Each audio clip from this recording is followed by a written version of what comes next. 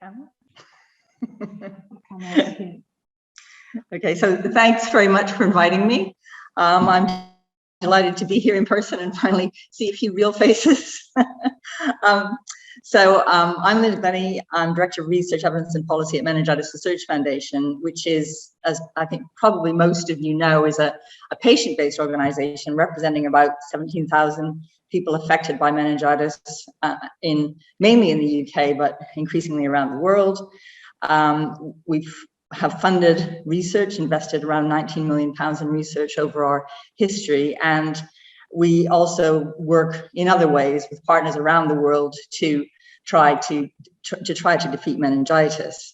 So I am probably going to overlap a little bit with some of the things Chris said, so I'll try and keep those things brief. But basically, as Chris alluded to, in 2009, the charity had a substantial legacy, and the idea of a sort of long-lasting legacy was the thing that really felt to be a really important thing for the trustees and for the charity and for its members. In particular, MenB at the time was seen as just this dreadful unsolved problem. We had a MenC vaccine, it was working brilliantly. Kids were still getting MenB and dying from MenB and having terrible amputations and other lifelong life-changing problems as a result of having had meningitis and septicemia due to the meningococcus and meningococcal B.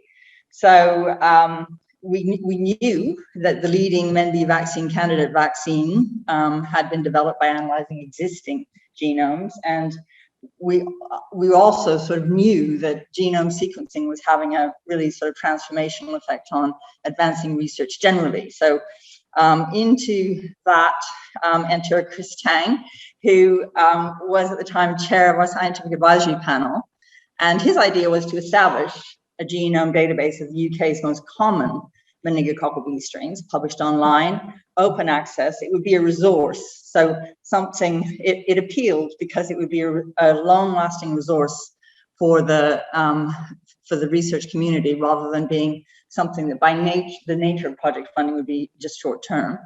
The main disease-causing isolates could be sequenced over about 5 years, so we were at that time, as Chris said, really only thinking about it as not a whole country's entire disease over several years, but really just some. The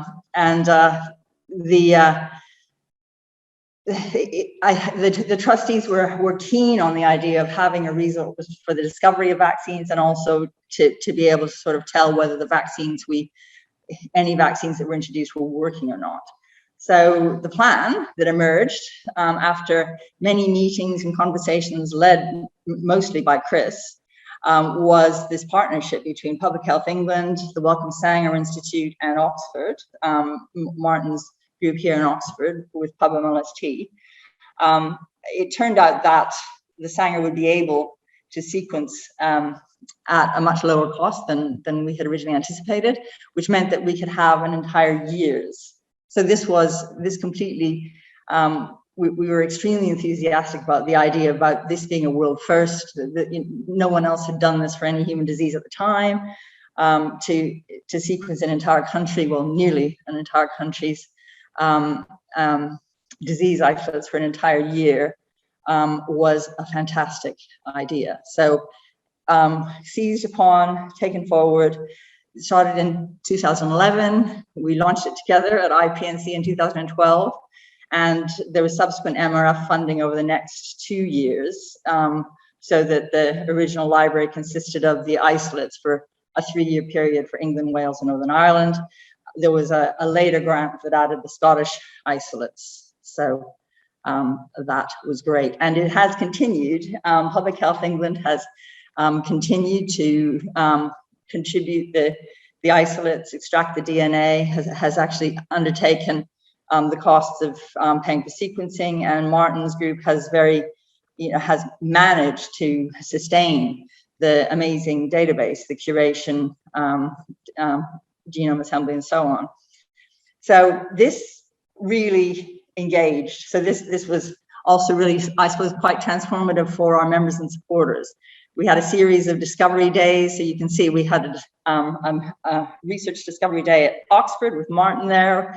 There was a pretty big one, probably more than one actually, at Manchester with, you can see in the middle there, lots of people getting all kitted up to go and look at labs and things, getting all excited about research and about the genome.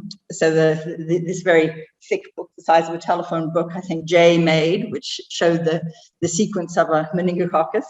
And the genome detective thing was something that was done in Glasgow as part of the sort of engagement with the public, in fact, with high school students around genomics in Glasgow.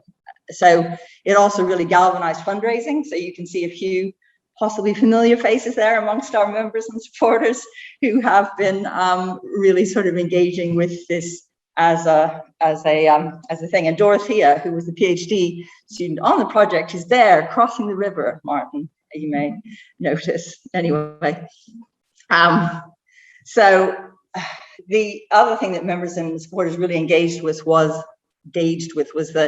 the impact. And I know Jay is probably going to be talking about this later on, but the library had an early success in being able to identify the strain that was responsible for a rapid rise in meningococcal W. It affected many people across the UK. There were bereavements, there were people who escaped by the skin of their teeth, and they all very much engaged with this story, and also with MRF's campaigning work to try and get wider awareness of the MenACWY vaccine, which, although freely available from 2015 in a routine program, had pretty low uptake to start with, and problems getting access in GP surgeries to people who were sort of beyond the school age, but still eligible. So between 2015 and now, I think there was we had an increasing awareness that we'd seen the introduction by then of a MenB vaccine, as well as the MenACWY vaccine for teenagers. MenC had almost become a thing of the past for us. There were vaccines against pneumococcal meningitis that seemed to be working. Hib was, again, a thing of the past.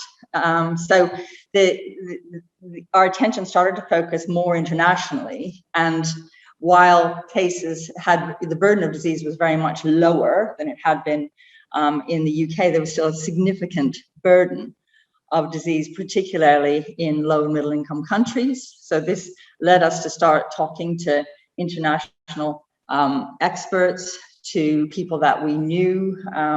Lots of conversations started at the MRF conference back in 2015 to try and see whether people thought that it was a good idea to actually put something together, a sort of concerted effort, a plan to defeat meningitis. And so we held a meeting at Wilton Park in 2017, and you can see that Martin was at the meeting in 2018, I think it was, and Ray. And so what has happened is that this has all moved towards WHO's defeating meningitis by 2030 global roadmap.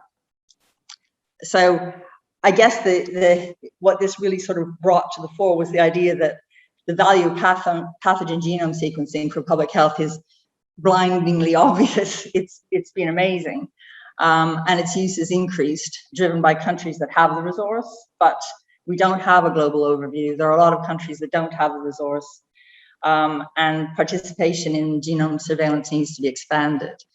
So with this in mind, Martin and team kindly hosted a kickoff meeting around this idea. And the kickoff meeting sort of started really very much centered us exploring the idea of the existing MRF MGL, whether there were lessons from that, whether there were partnerships that could be leveraged, where should we go next? And there are about more than 24 key international speakers, I think, and a day of really fruitful discussion that led to a consensus paper that was eventually published, which, as you'll see from the yellow highlighting, had moved us on from thinking about meningococcal disease to thinking about the 4 types of meningitis that are the targets, the main targets of the global roadmap. So that is something that, so the consensus paper called for the establishment of a global meningitis genome partnership, and called for wider access, wider participation, capacity to do sequencing in countries that aren't currently able to participate. Meanwhile, as of about a year ago, the roadmap was signed off, was endorsed finally by the World Health Assembly. So the first ever resolution on meningitis accepted by the World Health Assembly. So it's now official. Its launch date is actually in about 11 days' time, on the 28th of September. So it's now moving forward. It's happening. And a key part of it, or very much linked into it, is the Global Meningitis Genome Partnership, which is an international voluntary collaborative network.